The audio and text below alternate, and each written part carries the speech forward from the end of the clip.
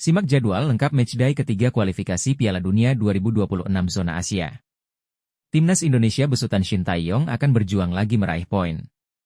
Merujuk pada jadwal, laga matchday ketiga akan dibuka oleh duel Australia versus Cina pada Kamis, 10 Oktober 2024, jam 16.10 waktu Indonesia Barat. Pada hari yang sama, Timnas Indonesia juga akan beraksi dengan menghadapi Bahrain pada matchday kali ini. Perjuangan Timnas Indonesia untuk bisa mencuri poin dari kandang Bahrain akan tersaji di Bahrain National Stadium.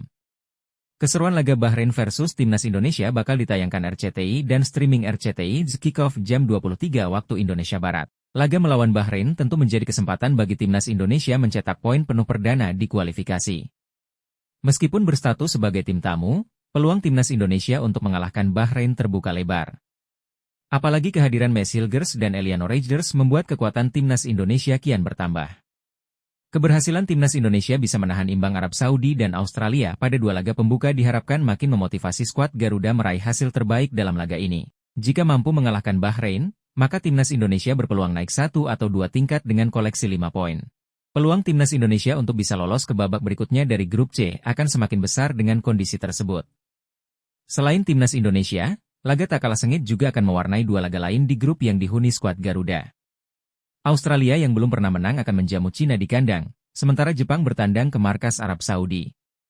Khusus laga Arab Saudi versus Jepang akan digelar pada waktu dini hari tepatnya Jumat, 11 Oktober 2024, jam 1 waktu Indonesia Barat beralih ke grup A. Qatar yang secara mengejutkan hanya meraih 1 poin dari dua laga pertamanya akan diuji oleh Kirgistan. Laga melawan Kirgistan dipastikan akan menjadi momentum pula bagi Qatar untuk meraih poin penuh perdana.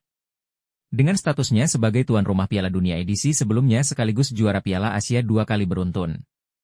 Qatar tentu tidak ingin kehilangan kesempatan lagi untuk mengamankan 3 poin seperti dua laga pembuka kualifikasi.